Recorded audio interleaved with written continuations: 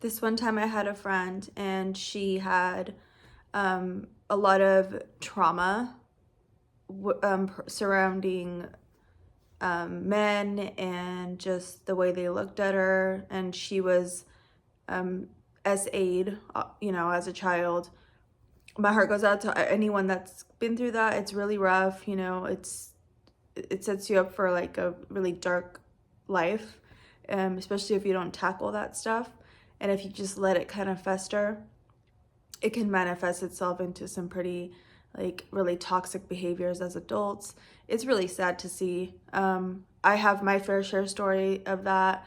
I've healed. I've gone to therapy since I was 19, off and on. I've done my inner work, and I obviously still have work to do, but I can empathize with anybody that's been through that. So this friend, she just it was really toxic to the point where she was dating these guys that were just I don't know how to say it without getting flagged, but she wouldn't use protection, and she was starting to sleep with like really low quality men that were like big man whores and just out and about on the streets with everybody. And she had a scare one time where she thought she contracted the 3-digit or the 3-letter one, the HIV, and she went to get tested, and luckily it came out negative, so she didn't contract that.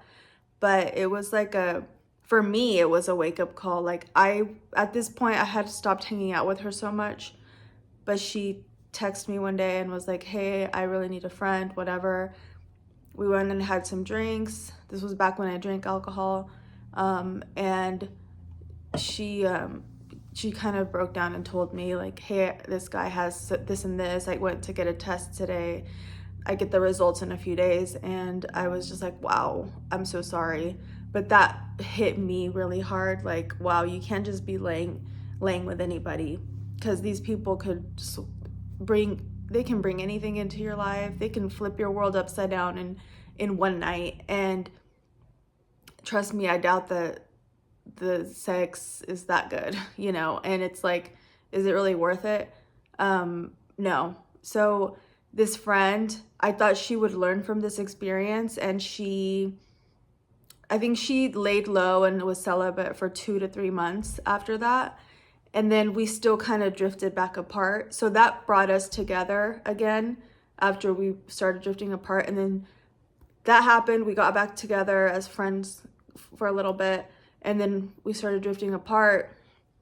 And the next time we caught up, she kind of gave me the rundown of what she'd been up to. And all of the dots started connecting. Oh, that she's still doing the same thing. She just needed 2-3 months of like being celibate for it to get out of her system, and she's back to the same thing. So I don't know what she's up to now. I'm not really close to her anymore like I used to be. In fact, I don't even consider her a friend anymore. It's sad, but it's just the way it is.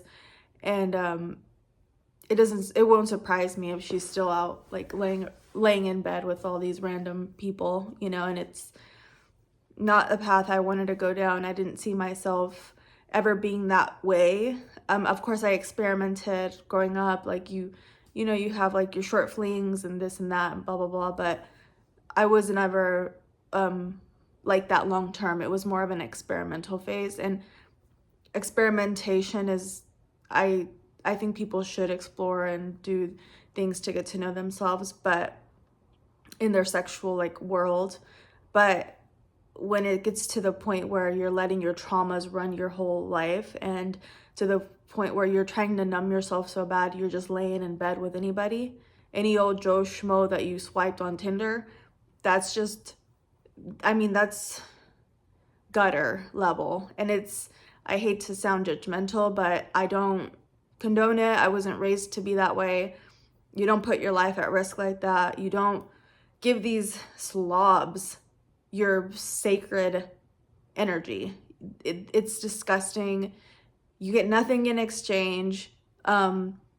it's just not. It's basically you're trying to numb your pain, and instead of healing and looking inward, you're trying to numb it externally. That's never going to work. So this friend, I don't know, I'm reflecting back a lot on old friendships, and that's why I'm recording this video, because that's just one of the final memories of our friendship. Like, that was the final chapter of me closing that friendship and leaving it in the past. Was we had already drifted apart. She came to me with this scare, and turns out she didn't get it, so she went back to horrible ways. So human nature is a mother effer. It fascinates me. I mean, I'm sure I have blind spots where I loop back around and do some stuff that's not good for me, but I don't know. But yeah, I just wanted to share that story. And that same person reached out to me recently, so it's kind of like it just got my head thinking, like, where did our friendship end off? And that's the last memories that I have of it, and it's really, I don't know, it's pretty sad, but that's life, I guess. What are your thoughts on that?